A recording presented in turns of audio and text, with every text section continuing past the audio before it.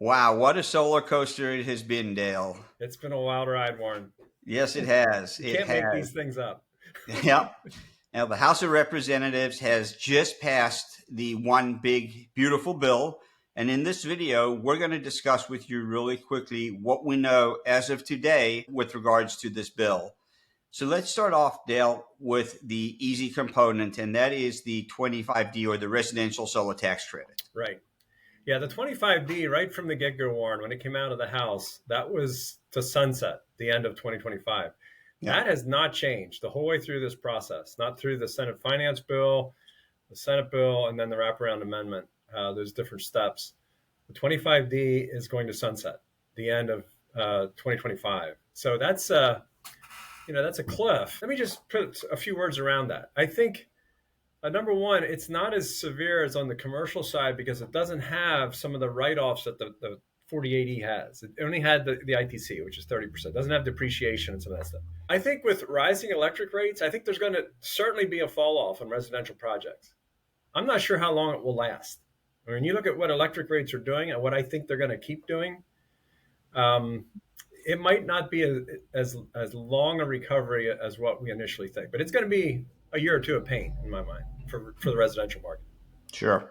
And just to be clear, that is projects need to be installed and operational by the end of this year, not start of construction or signed contract. They have to be installed by the end of this year in order to get the tax credit. And that would be for projects with loans or cash. Right. Not the PPA or the lease. So let's talk about that. So residential investment tax credit going away if the project's not installed this year. But what about leasing companies that want to take advantage of the commercial tax credit? Yeah, so the interesting thing about that is a lease on a residence is under a different part of the tax code. It's under 48E. Right. So that's the different treatment. That's the same as what commercial would get or agricultural. So under that provision, they can continue to take all of those tax credits. So you can continue to offer lease deals into the residential market. So that's a real win for companies like Sunrun or somebody like that does a lot of leasing. Absolutely. But they'll still have to adhere to the new date, timelines, and provisions of the one big beautiful bill that we're about to get into. Yeah, it's not an indefinite time frame. I mean, they're going to have to follow the 48E step down the dates. Yep. That we're going to talk about. Okay, great. So then let's talk about the 48E, which is the commercial solar tax credit, which really is mostly what we work with, and how that's going to change as a result of this one big beautiful bill. I think one of the really nice parts about the revised bill is that it doesn't change at all in 2025. And basically, we just continue on in 2025. But there's going to be windows. Inside the 48E, there's a start of construction language. And so as long as you start construction within certain timeframes, and in this case, it's within a year of the date of the bill's enactment, as long as you start construction within a year, you can take up to 4 more years to finish building the project if you meet the conditions for start of construction. And there's a couple different ones. I mean, currently there is a physical start of construction, and there is a safe harbor start of construction. So either one of those can gain you 4 additional years, and they go from year end, not from the middle of the year. So if you had a physical start of construction or safe harbor in 2026, for example, you get to the end of 2026, you have to the end of 2030 to actually install the project. So that's a really nice long window of time. Warren, I'm really not sure how the residential leasing companies handle that. I don't know exactly how they can safe harbor themselves or start construction on residential projects that are 2 years out or 3 years out. I'm not sure about that. We don't do that here at Paradise. So, yep. So just to recap back on, if somebody signs up this year for solar, they safe harbor or begin construction, they don't have to worry about any requirements. They can take the full tax credit just as it is. Yep. If they're going into 2026 or a year within the time the bill is enacted, they can still take the full tax credit all the way and have until 4 years from that time to install the project. They do. What There's happened? another requirement there, though. Let's talk about that. Let's talk Yeah, about so that. the fee it's referred to as the FEOC, which is an acronym for Foreign Entity of Concern. And so there's 4 countries that are on that list currently. It's Russia, China, Iran, and North Korea. Right. So any supply, there's 2 rules. The one is if you're a buyer of the project and you're connected to them, you can't use the tax credit. If you're a supplier, if you're getting materials that are getting components out of those countries or companies that are in those jurisdictions, then those products don't meet that requirement. It is a percentage requirement. So it's not 100%. So starting 1/1/26, if we build a project, if it would not meet 40%, it has to be 40% US made product. If it's not, it would not meet the FEOC requirement and it would not get the ITC. You would actually lose the entire ITC. So similar guidelines to the domestic content It is. It's requirement. very similar. The domestic content is a hair higher. It's like 5 points higher, but yeah, very similar. Okay.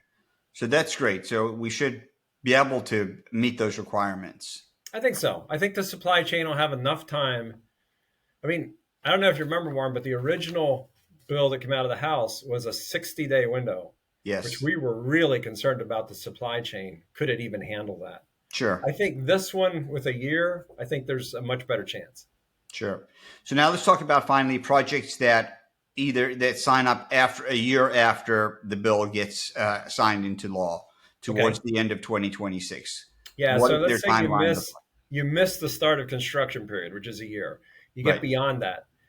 The project, as long as the project completes construction, it's ready to go into service by December 31 of 2027, you're still fine. You still get the full ITC. You do have to meet the FEOC requirement. Yeah. But everything else stays the same, including the adders that were part of the IRA bill. 10% for domestic content, which you probably would get because the FEOC requirement's almost the same. And then you would also have the energy communities, which we've been able to take advantage of here in the Northeast. There's a significant number of energy communities. So those adders remain in play. The ITC, they did not change very many ITC details. It has primarily to do with the dates of when it expires or phases down, that kind of thing. So just to summarize, Dale, Section 25D residential, they have to get it installed this year in order to get the credit. Correct. And that's the end of the tax credit for residential projects. Yep. Residential leasing companies can, in fact, continue to with their business model. How they pick the start of the construction is going to be interesting to see, but they can follow the same guidelines as commercial under 48E. And then 48E, there's really 3 dates to be aware of. The end of this year, 2025, if projects start construction this year, they get the full tax credit and they don't have to follow the FEOC guidelines. They can just move forward as usual.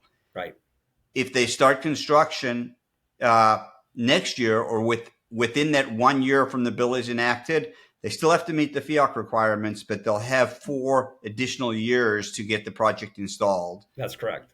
And if they miss that start of construction window and they sign up or start construction in the second half of 2026, they'll have to have the project installed and completed by 2027 in order to take the tax credit. The end of 2027, correct. The end of 2027. Is that a good summary of what we know right now about the bill? Yeah, I think it is. And I mean, another nice break that the solar industry got at the last minute, and we didn't talk about this before this, but the FEOC tax requirement that was staring us in the face, which was not, that would have continued on after the ITC.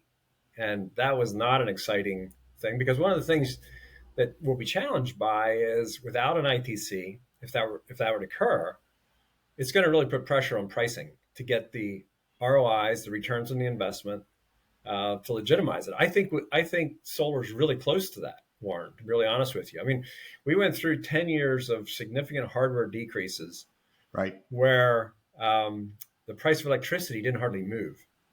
Okay, but that's changed in the last couple of years, and it's going to continue to change as they have to build new facilities, as AI demands more electricity.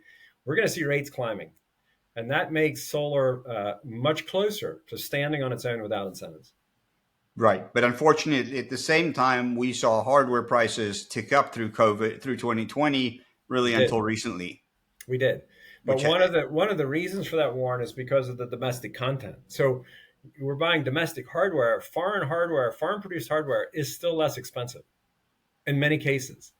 And if you don't have an ITC or a FEOC requirement, you can choose where you buy your hardware. yeah, absolutely. So what does that mean for 45X for manufacturing? Is that all a part of the big, beautiful bill as well? The 45X, I should have read more about that, Warren. It was affected. I don't think it's significant, but I think the incentives are still there. Okay.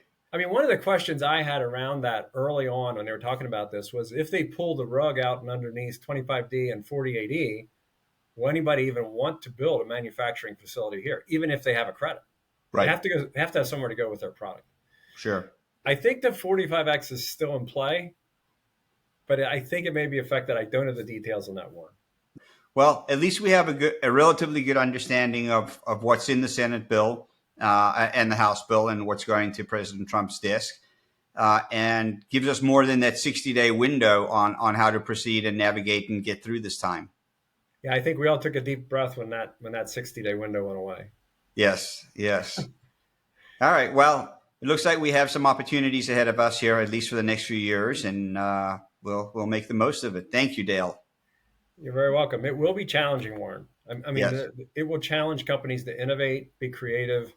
And I think the residential market will be hit hardest if they're not doing the third-party ownership leasing model. They're going to face some pretty difficult challenges pretty soon. So there are challenges for the industry, but I would say that we're at a much better place than what we feared we might be at coming out of the original House bill that was passed in May. Oh, most certainly. Most certainly, I would agree with that.